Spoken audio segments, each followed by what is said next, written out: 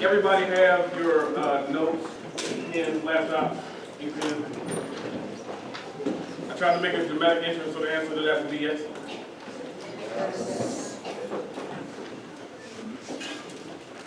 Where's my lab? Oh, you didn't racially segregate. Wonderful, praise God.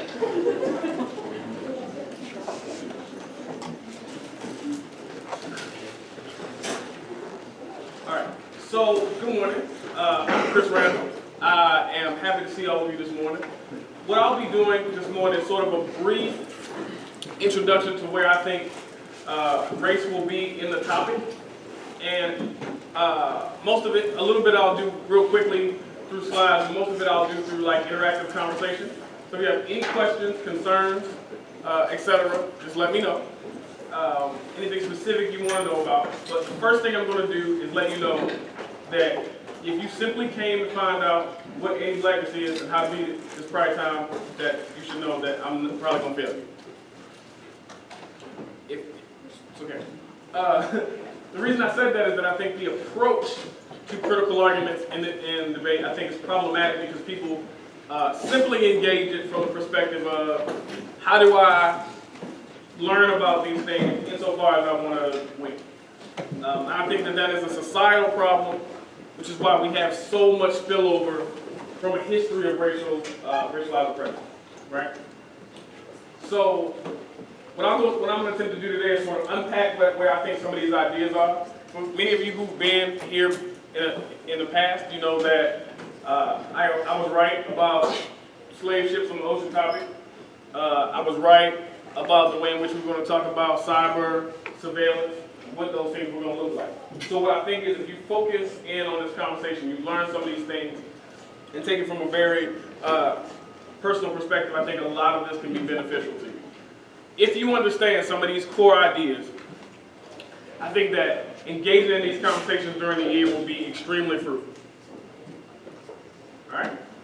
Now, one thing I want you all to know is we live in a country where race is extremely difficult. In my opinion, it is America's most intractable issue. It is the thing that we have failed at communicating about. We have not done each other justice in terms of how we engage with these conversations and think about these conversations, etc., right? With that being said, you all, as a generation, I think, are growing up in one of the most hostile racial environments that America has seen in a long time. And that pains me to say, given the fact that many of you are the products of the Obama administration, the first black president of a historically white country. And in the aftermath of the election of the first black president, we have high levels of police brutality, we have high levels of segregation, racial segregation, and we have huge problems communicating with one another, okay, across racial lines and about race. For the most part, my interactions and talking to many of you in different labs, etc., you still live in a highly segregated environment. The dreams of the Brown versus Board education decision have not, for a large number of you, been realized. One of the first questions I asked my lab on day one of the camp was, how many of you have had a black teacher before? Right? How many of you, raise your hand if you are not from Detroit, have had a black teacher before? Right? What's interesting about this room, keep your hands up for just a second. What's interesting about this room is that there's still a significant number of hands not up. Right? And so, you can put your hands down now, thank you. Significant number of hands that are not up. What that means is that some of us still live in a racial social context where we only interact with one particular group or one or two particular groups, and we may not have any access whatsoever to any of the perspectives of other groups. For me, one of the things that I want to do for you in this conversation is kind of take you to where I think the roots of a lot of these things have occurred, some of the methodologies that have been employed to entrench these ideas, right? And then kind of give you space to ask me anything you want. That's scary to SDI, but ask me anything you want in terms of how these racialized discussions happen, what you think, how you think you apply certain ideas, right, and how to have these conversations more effective. We good? All right. Because you live in the America you live in, I can guarantee you something in this conversation will make you uncomfortable. I grew up in a different social context than many of you. I grew up in an inner city that was extremely violent. We had real issues with drugs, alcohol, etc. For a large portion of my life, I lived in a neighborhood that was completely devoid of a grocery store. If you can wrap your head around there not being a grocery store for 4, 5, 6, 7, 8 miles in a major American city. I'm from Baltimore, right? So we have Super Bowl champions and no grocery stores. Can y'all wrap your head around that? Y'all wrap your head around, like, you live in a neighborhood where it is much easier for you to get an illicit drug item than it is for you to get a carrot or juice, etc. Right? One of the things that I'm going to contend to say to you is that that is a product of segregation. When people think segregation, we think this historic civil rights movement, people being excluded from certain discussions in terms of protests, Martin Luther King. What we don't think about is where you live and how you live is a product of not just a history, right? Not just a product of a history, but it's also a product of the way in which you are locked out of certain discussions and certain resources, right? The majority of the things that ail people in terms of illnesses and diseases, many of them are diet related.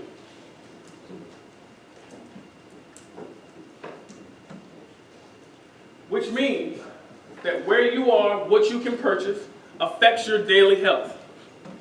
Even more than Obamacare and Republican repeal or whatever, right? That affects that. People who eat better tend to live better.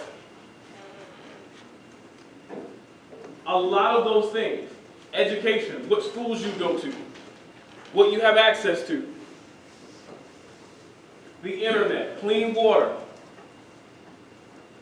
These are all things that are products of segregation. And I'm going to argue with you that people have known that fact for some time, that how you live, where you live matters. And that has been, for those of you who have heard me talk, in my lab will tell you, I say the words battleground issue 500 times a day. That has been a key battleground area for the United States, because people understand that where you live changes almost everything else about your life. I'm going to tell you that how you got to be in your social position had little or nothing to do with just you being smart or your family working hard or people planning or people being, it is far transcended those things. All of us right now, and this may be the first thing that I think you need to wrap your head around. All of us right now, if you are not an indigenous person, Native American for those of us a little less enlightened, you are products, you are here as a result of a criminal act.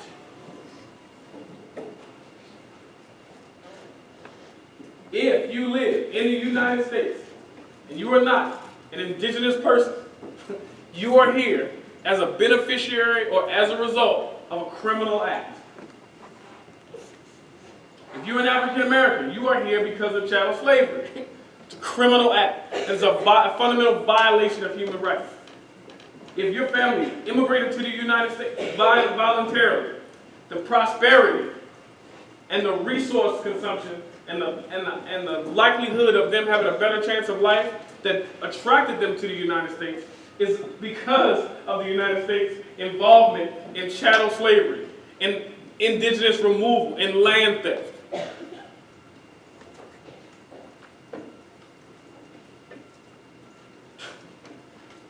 All of us. And we don't really wrap our heads around that idea because that's difficult. We want to believe that we are an egalitarian country that's colorblind and yes we can, or in the new reality, no you're not. But that is the truth.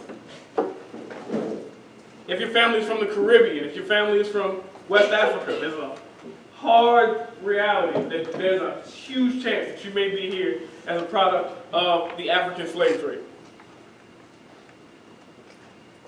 If your family owns property, you probably don't deserve it. You probably shouldn't have it. You go back far enough, it belonged to people who do not look like you. This is especially true for all of the European American students in this case. If you live in Georgia, South Carolina, the Great North, I'm going to ask a trivia. How many of you are here at the SDI for the first time? Raise your hand. Okay. All right. If you haven't, keep your hands up. Okay. If you, of those people, I'm going to ask you all a trick question. There may or may not be a prize. Okay? Where do you think, is a trick question, put your hands down and listen to the question. Where do you think, I will give the audience 5 guesses. Of the people who are here, who were just here for the first time, where do you think the #1 slave trading family in the United States is from? Yes? New York? Close, no. Tell me your name. Huh? Pennsylvania. Close. Massachusetts? Close. Rhode Island? Yes. Oh, that was good. I thought nobody said Louisiana, Mississippi. That's good. I feel like I told you that. I feel like you might have cheated on it. Mm-hmm. I don't know, Bessie. All right. Listen. The greatest slave trading family in the history of the United States was the DeWolf family, and they were from Rhode Island. Not Mississippi, not Arkansas, not Tennessee, not Georgia, not Alabama. There's a documentary you should go watch called Traces of the Trade, the story from the deep north. It will horrify you. I hope it should horrify you. Let's pray. Right? So the idea that there are some people, some groups in America, some regions in America that are more benevolent and enlightened and open and caring and bleeding heart liberal than someplace else is literally just a lie.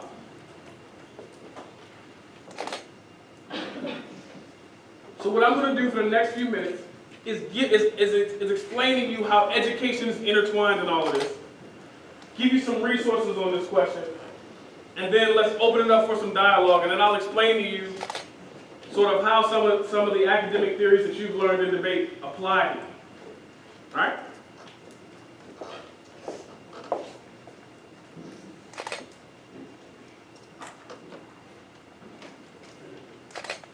Everybody see this picture?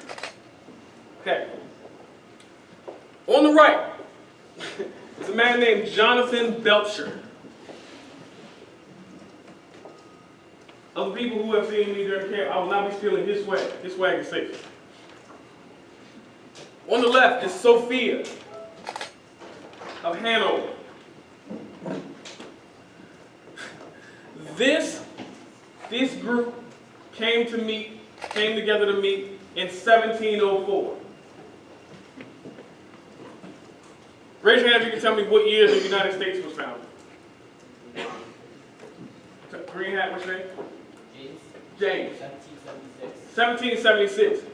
How many years before the founding of the United States is 1704? 2 years. Right. So there is no United States. Right? There is no United States. So there is no United States. This is not the United States. There's no president. None of that. Right? They come together, they have this meeting in 1704. Belcher meets Sophia, and they have this meeting, and essentially, Sophia is very impressed with Mr. Belcher. Given this picture, I don't really know why. Here's what gets discussed at this meeting. Belcher has promised that he's going to come see Sophia, right? He's Hanover, part of the English trip. She's trying to unite the crowns, not Rutgers style, not important. She's trying to control England, Ireland, Scotland, get them all under one crown, okay? So she's a big-time power broker. Belcher brings her a present. Can anybody guess what the present was? Yes. Slave? Yes. What kind of slave do you think it was? Huh? 1704. Native American? Huh? Native American? Yes. He brings a slave named Io with him and presents this slave to Sophia. Okay? And this plot just gets a little thick, gets even more sinister. So what happens is, Sophia is like, you the man. Bring me a slave. I like that. And what happens is, Belcher gets a lot of political capital as a result. How many of y'all like politics there? Cool. What's up? One. Yes, we can. Well, no, you ain't. All right. Right? Gets a lot of political capital. Sophia loves her some Jonathan Belcher. He then, as a result of this meeting with Sophia, bringing her the slave, and here's the other thing that gets sinister about this. People in Europe have all sorts of exotic ideas about Native American culture, right? So what he does, Belcher does, is Belcher begins to market to Europe what the exotic images of indigenous culture are.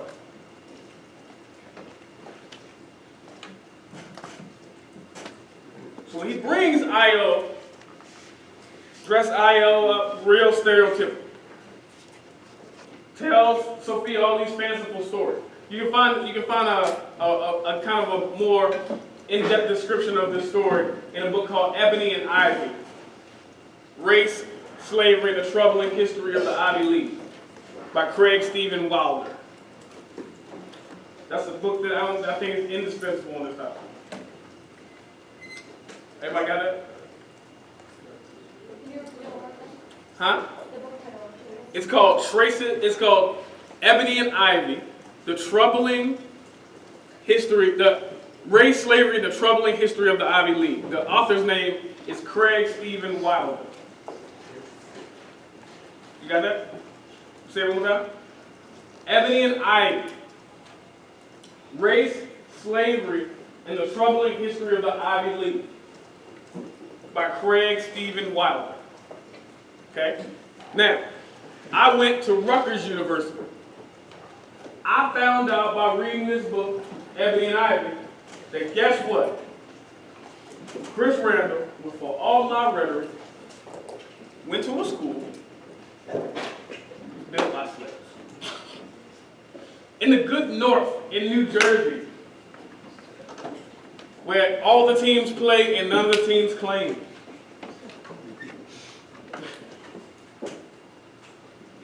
Right? Now,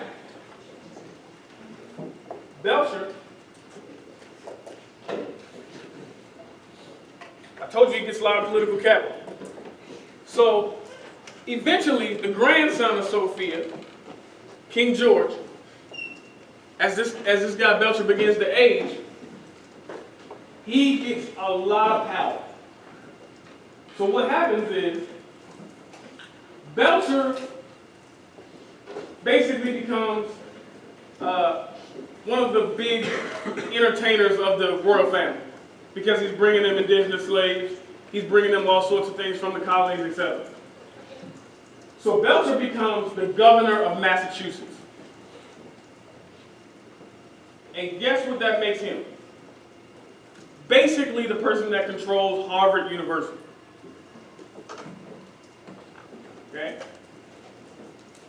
Anybody find this interesting yet? Yeah? What's jumping out at you so far? You've now heard Harvard.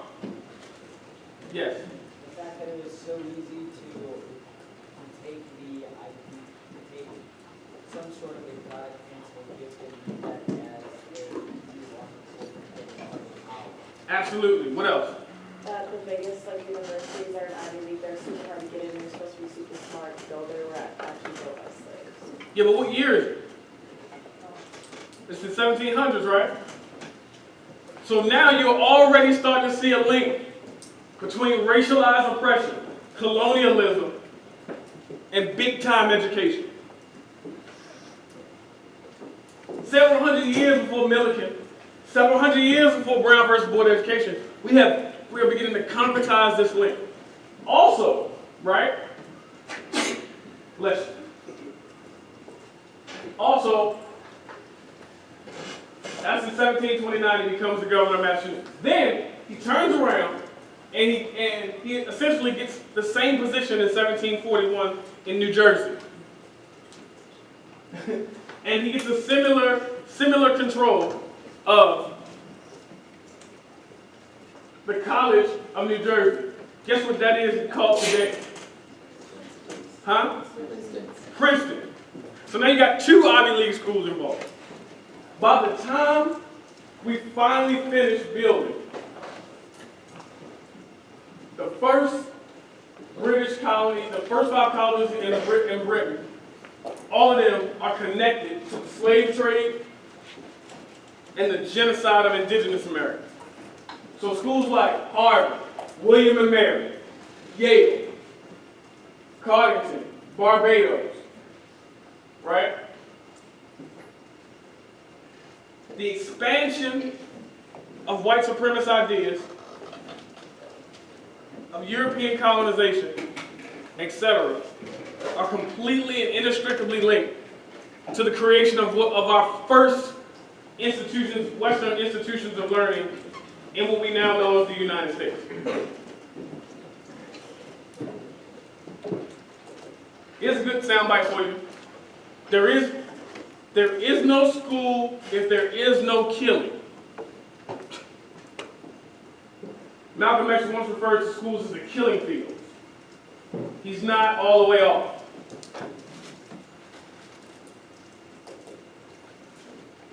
Right? So the more land they take, the more land they have to build and exploit on, and the bigger this becomes. So now there's a snake of white supremacy wrapped around the early educational system in the United States.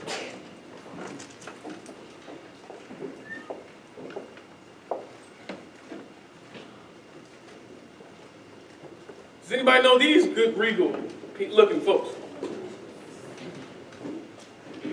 Anybody can guess who these they are? They fly, right? It's like the... Yes. Ferdinand and Castile of Spain. Yes, Ferdinand and Isabella. Now, here's what happens. People see what England is starting to do, and they like, okay, we're going to be behind on this intellectual thing moving into the future, so we got to get in. So they start killing Native Americans. So, this is like South America. So, you look at the Taino people, the Caribs, the Aztecs, the Inca, the Mayans, they're starting to be eliminated.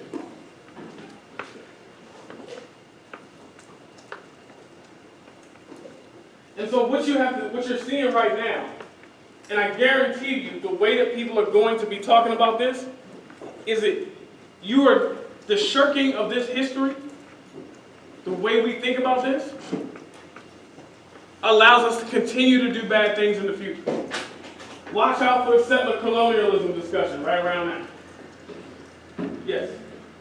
Wasn't the Spanish conquest and the resulting genocide of native groups in Central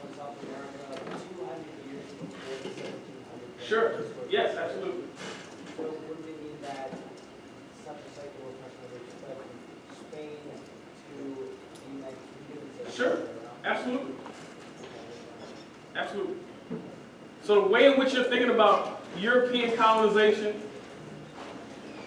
the spreading of these ideas, understand that ideas are almost as dangerous as actions. In fact, I would argue that ideas last longer than actions.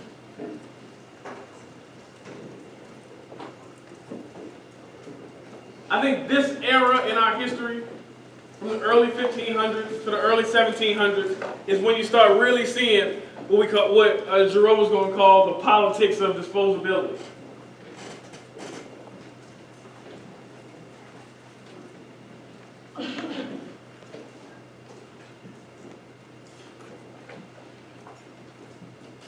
It's a genocide. If you're reading this, it's not too late. Right? Now, anybody know that guy? That look familiar to anybody? Nobody ever seen that picture? You don't know what that is?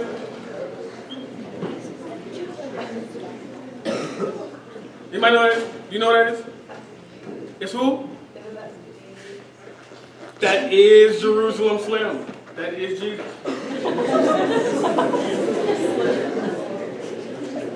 Now, I know this is hard, because you may email your parents, it's fine, it's cool. Raise your hand if you could tell me where Jesus was born. Yes? Green shirt, you. Modern day Israel. Modern day Israel. That would be not right. Go ahead, the next. Yes, you. Tell me your name. I can't hear you.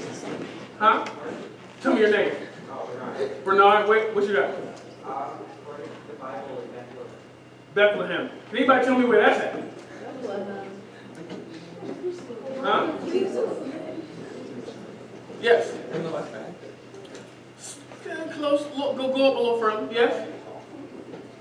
Anybody else? Yes. Modern day Lebanon. Baby. You get it. There you go. Now, if you think about the biblical account of Jesus, you think about where the Bible says they went to hide him. Does anybody know where he went to hide? When he was born? Huh? When he was born? No. Yes. Egypt? Egypt. Yes, that is true. Anybody see where I'm going with this? No? Okay. Egypt. The original name of Egypt is Kemet. K-E-M-E-T. Everybody look that word up?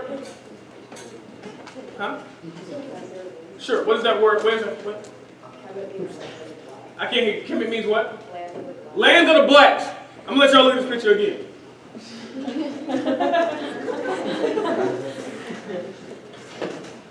That's your boy. Jesus. That's the homie, Jesus. You see it? Okay. Now, tell me your name. Anybody tell me? Somebody get him? Right here. Green hat. Him right there. Come right here. What's your name, sir? You, green hat. I am talking to you. Yes, you do. Your name is what? Marcus. What's your name? No, you. Jason. Jonathan. Jason. Jonathan. Afro. Huh? David. Tell me your name, Mark. Jason. David. Can y'all picture me taking Marcus and dropping him off and hiding him at University Prep in Detroit? Can y'all picture me taking him and dropping him off on the south side of Chicago? Marcus is like, oh my God, don't go. If I drop Marcus off in Compton, California,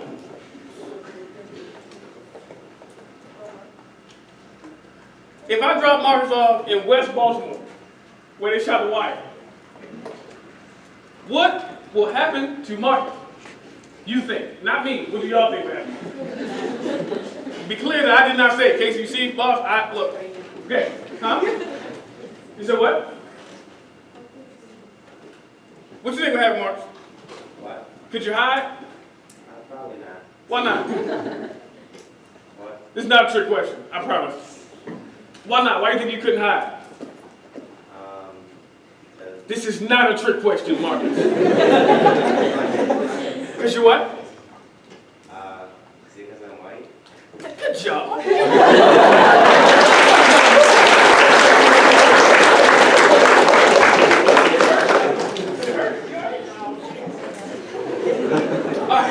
Yes, Marcus does not look like the people that live in those places. How do you hide this guy in the land of the blacks? You don't think we would find him pretty easy? You don't think he would stand up? You go to the land of the blacks and like, I'm looking for the blonde guy with the white skin. Black people, have y'all seen him? What are you talking about? Just deal with it. So one of two things has to be true. Either that ain't right, or that divinity thing go real far. Yeah.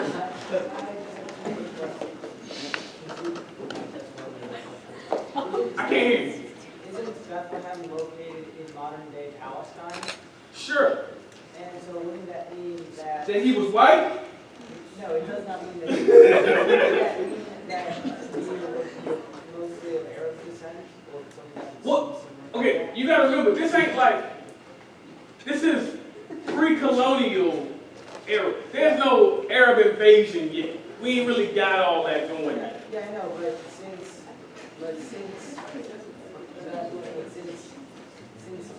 What do you think those people look like back then? Before they got around other people that looked like that. They would have looked similar to people who were older than their Arab area, including perhaps some Arab tribes which was just to the west. What's an Arab tribe in 2,500 years ago? Well, many of the tribes were nomadic at the time.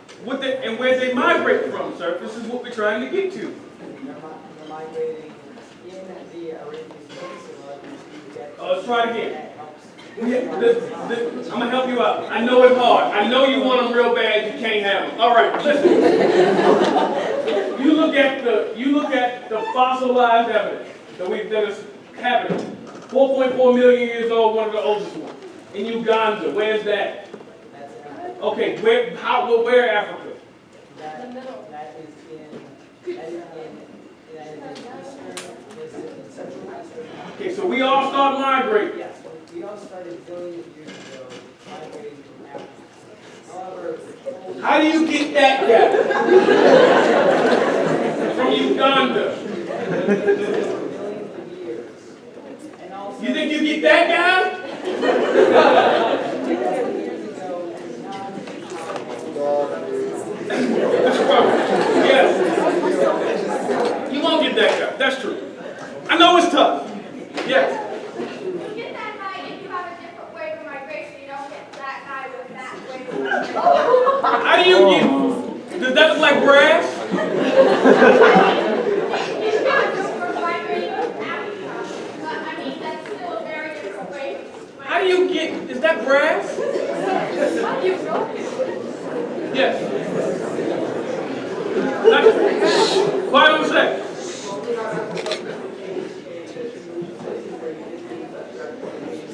You said what? I can't. Shh. Quiet. Yes. What'd you say, Bernard? You only got us because of melanin pigmentation changing because there's less sun in other places.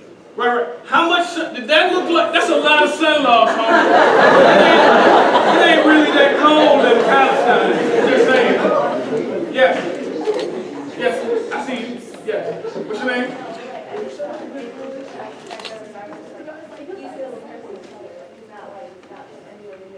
Well, that is definitely the point. Here's what I'm saying. I'm saying the reason I pointed at Marcus is for certain aesthetic reasons, obviously, but also you gotta realize that if this image is not completely, let's just go with completely accurate, that hair doesn't look like wool, that skin isn't exactly brass. If that image is not true, You really can't enslave black people if you pray to a guy that's black. That's a little tough, right? You need this narrative. He's got to look like this. If I concede all the arguments, because you know that he's Arabic looking, kind of olive-ish. He's got a tan to the left, right? We can concede he'll look like that. Yes, sir. When did this kind of change start coming about? So the thing that you need to think about is this. Is that Jesus calling? Hello? He's not white. Now,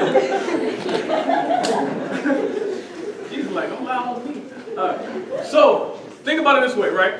So, the first images, right? Some of the major images of Jesus, the Sistine Chapel image, right? The stuff that Michelangelo paints starts to show up right around the same time as some of these colonial projects. Right. Now, the reality is that one of the justifications for the colonial project, for invading Africa, for slaughtering indigenous tribes in all of the, nations in all of these, in South America, etc., is rooted in Christianizing these people, apparently. Now, forget the fact that the Bible is like, we were in Africa a long time. We know Moses, Jesus came, hung out with us a little while. We got to take Christ to them, because clearly they don't know.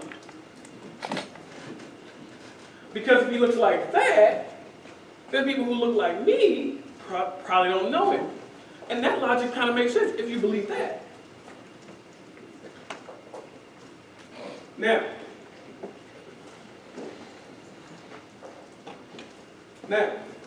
there's a book called God in the Ghetto that I want you all to get. William Augustus Jones has this idea of the impact of your theology. Does anybody know what theology is? Yes. Yes, the study of faith. Yes. Study of faith, study of God, study of spirituality, etc., right? William Augustus Jones in his book posits a methodology. He says that your theology determines your anthropology. How I see God is how I see people. Y'all got that? Okay. Now, he then goes on to say, then your anthropology determines your sociology, how you order your society. So if you think God and his prophets look like our friend that just was on the screen, then that can mean that we should order our societies based on the people who look like the deity. Which is why in many Islamic countries it is shirk to create images of the Prophet Muhammad, peace be upon him. Because that kind of image can give undue confidence and arrogance to people if they can say, I look like the prophet. Does that make sense so far? Okay? So, the reason why I showed you that picture is not to critique Christianity as a faith. It is to understand how you can take an idea that can be great, you can switch it and use it for oppressive reality. You can do the same with gender. You can do the same with money. You can do the same with clothes. You can do the same with how you sound when you speak in debates. You can do all of those things and create hierarchy. Y'all got it?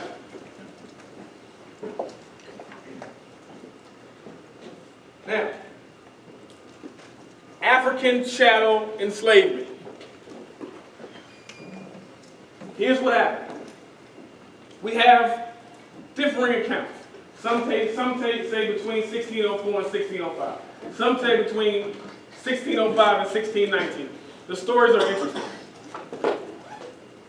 Most accounts credit the Dutch, if you can give them credit, for bringing the first enslaved Africans to what we know of as the United States.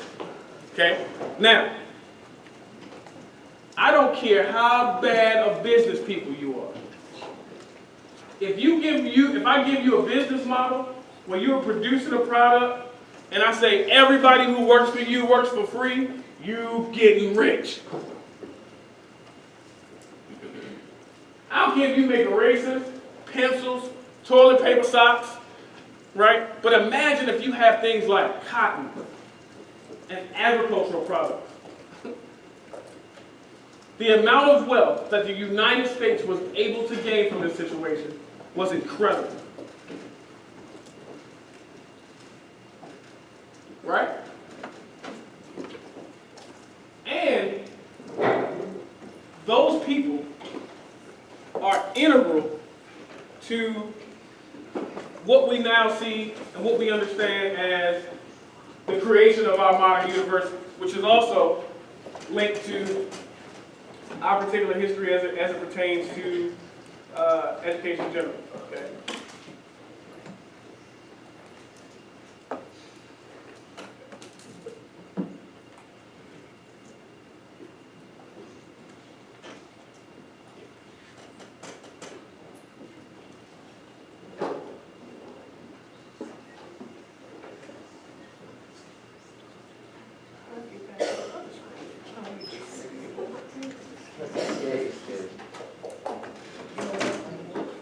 That's why we got y'all here. Okay. Now, the next kind of part of the lecture is going to show you the impact of education. What happens when you believe certain things, think certain things, and how we can use certain things for oppressive reality. Now, I know, that seems a little dark. Educators probably shouldn't say that, but it is what it is. Now, look at this. Now, some context. This is a scene from the movie 12 Years a Slave. Now, this is a dramatization of things that occurred very much, okay? During the period of chattel enslavement, it was against the law, punishable by death, mutilation, lynching, any horror you can imagine, for Africans to learn to read.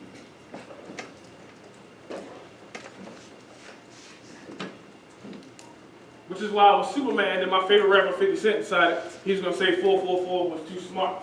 I was mad. Right? To legal read. Why is the law banning certain people from literacy? Why is that important? Amiri? I can't hear you. Rebellious, you said? Yes. All right. What does that mean? Somebody, give me a little bit more. Tell me your name. Richard. Tell me some more, Richard. I would guess knowledge is power, and they can use that power to topple the. Absolutely. Knowledge. Yes. That is definitely true. Anything else? Yes. Tell me your name. Deanna. Yes. Knowledge is wisdom and like that, but if you don't, it kind of breaks your spirit. Exactly. It is a weapon. Yes. Go ahead. Yeah, like what she's going off of, like the goal, like how you. I'm right here, like you. Huh? Like what you said, the goal was to break their like mind and spirit and have them just like, so like you have ultimate control over them. If you let them read, then they'd be able to read literature, like, and then if they read, then they then go into the fields, or also if they were able to like catch on to religion, and that was like a huge part because like. Yes. Oh wait. Babe. It shows that even this educational topic this year, that it's like it's still the same kind of replication of education that happened during like the 1700s and 1600s, and still happening similar based on. Yes. Yes. Okay. I'm gonna read. Has anybody not heard of Frederick Douglass? Everybody know who that is? Speak now, please. This is a good time. Do not, like they say in church, don't leave how you came. Okay, Frederick Douglass, one of the famous American abolitionists, okay, was born enslaved in my home state of Maryland Okay? And he talked, in his autobiography, on page 63, he talks about how the violence of slavery was soul crushing to the African spirit. Nice of you to join us, sir. Soul crushing that it brought a spirit of defeat upon slaves. Okay? So listen to what Mr. Douglas said. He said, Mr. Covey, who he worked for at the time, who basically owned him, he said, Mr. Covey succeeded in breaking me. I was broken in body, in soul, and spirit. My natural elasticity was crushed. My intellect languished. The disposition to read departed. The cheerful spark that lingered about my eye died. The dark night of slavery closed in upon me. When you are making the kind of financial gain that Europeans are making off of the slave trade, you got to remember the cotton that's being grown in the South, etc., is being shipped all over the world. You have to have a way of controlling people who are bringing you that kind of money. Now that you have intellectually powerless, you have to be able to leverage certain other things. That's why the impact of the white characterization of Jesus is important. Right? Because if you see that image, or if you're painted with that image and that's what he looks like, then that means you should also obey the people that looks like. This is just a dramatization.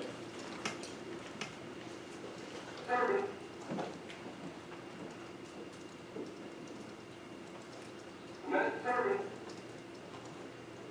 which knew his Lord's will, and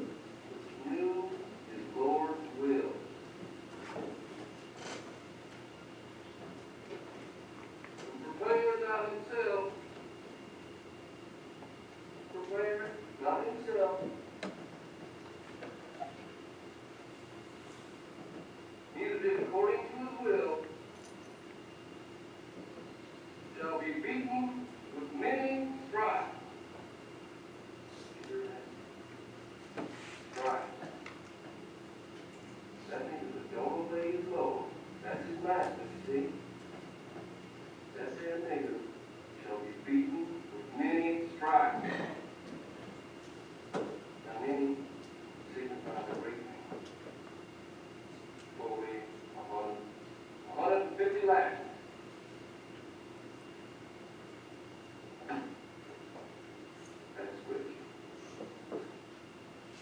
Now, think about that. I can't read. So anything you say about what's in that book, and if I believe in the civilization process that they say are having, the Christians they should go have it, I can't fight it. It's got to be true for you to read it, I can't. The most important thing about keeping people ignorant is that they can't check you.